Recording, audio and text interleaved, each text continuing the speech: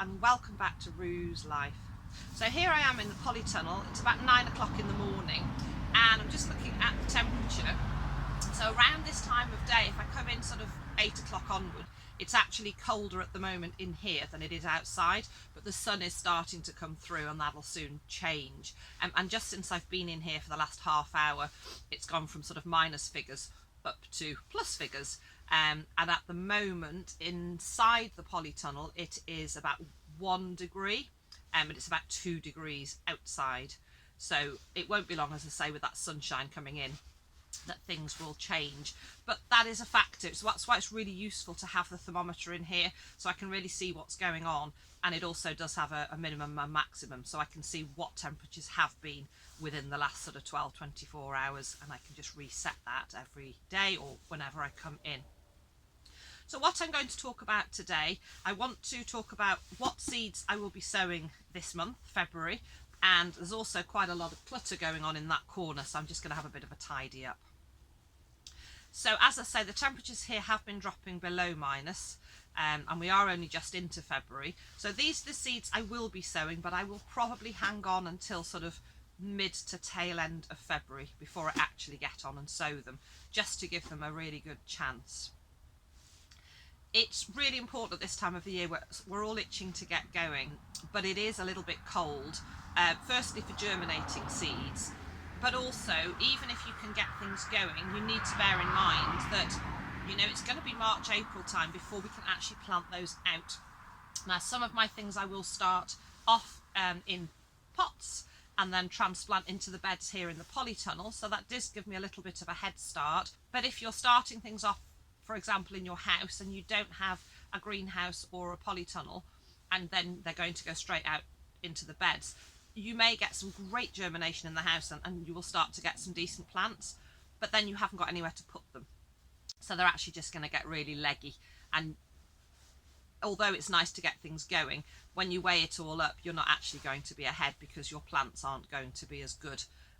If anything, they're going to be weaker because they get leggy and weedy.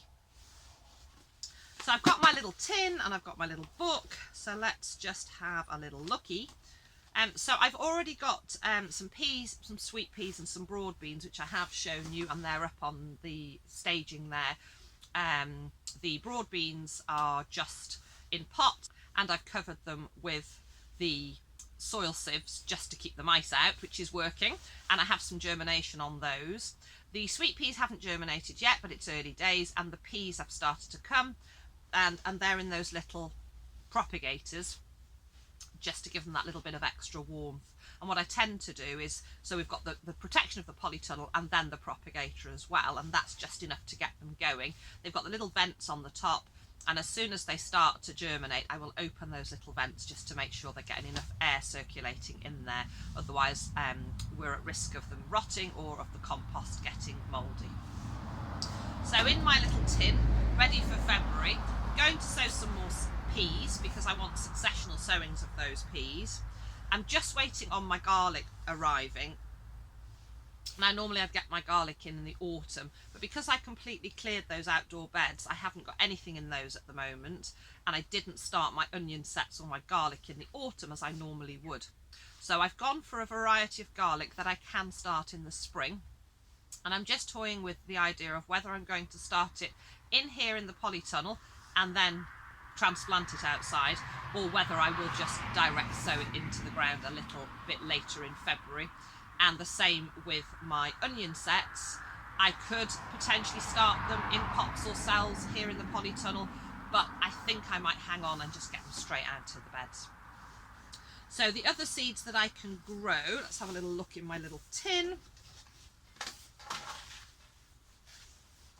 So I have got some carrots that I can start off now, an early variety. I can start off my bolotto beans. Again, I'll start them in pots and then transplant them, and they were quite successful. Last year I did grow a lot here in the polytunnel, but I want to try some more beans outside this year. Peas, as I say, I'll do another sowing of broad beans, so I'm going to do a few broad beans in pots to transplant, and I will direct sow some as well. So again, I've got that successional sowing. And then I've also got some onion seeds, some white and some red onion seeds, which I'm going to start. And I'm going to start a bit of coriander. And something, if you are a new grower, that it's important to look for the variety of seeds that are suitable for growing now at this time of the year and sowing and growing. So with all your seed varieties, you'll find, you look along the back and they've got that little, let me just move this across.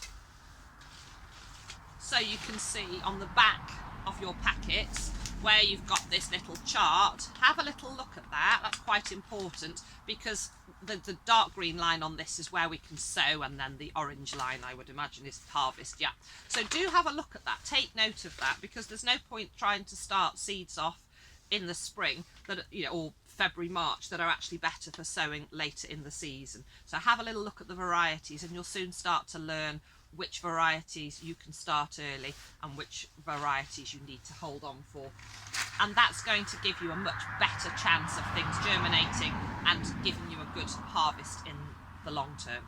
So as I say, in February it's going to be some more peas, my garlic when it gets here, some onion seeds, my coriander, some early carrots and some bolotto beans. So I can just get a few bits and bobs going. But March really is when I'm going to really start getting going with my sowing, but it's just nice to get a few things in. And the other thing, as I say, I want to do is start clearing out that corner.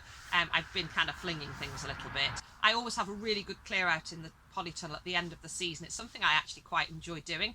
As much as I enjoy this time of the year when we're getting going, I actually also enjoy the end of the season and that tidying and clearing and sort of settling everything down for the winter. And if you do take the time to do that, it makes this time of the year so much easier, because you know where everything is. At the end of the season, if there's any broken pots or things I'm not going to use, or plant labels that I've used, I use the wooden ones. If they're starting to get a bit manky, they go in the compost heap. So when it comes to spring, I'm all set and ready to go. That corner, I have been doing a bit with the outdoor beds. There's some compost beds flung in there. There's some netting that I never properly put away, and just a few other bits and pieces. But that's the only corner that needs to be sorted. So rather than get into the habit of keep throwing more junk there, I'm going to clear that. And one of the reasons I find it really important to do that is, I've already mentioned, we want to be careful with mice. Now, what I tend to do at the tail end of the season, in the autumn into winter, is I will put things into the plastic boxes with the lids, make sure everything's clean, there's no old seed and things lying around. So I'm doing as much as I can to discourage those mice from wanting to come. Now, they're going to come in, they're going to potter about, but if we don't leave piles of junk and places for them to hide and nest, or material for them to use for nesting, they're less likely to hang around. So I'd be really interested to hear what seeds you might be sowing at the moment, and how and where you're doing them. Are you doing them in the house on windowsills? Have you got a polytunnel, a greenhouse? How are you starting your seeds, and what are you growing? And if you want to pop some comments in the comment section, that would be great. So thank you ever so much for watching. Take care, and I'll see you all again soon.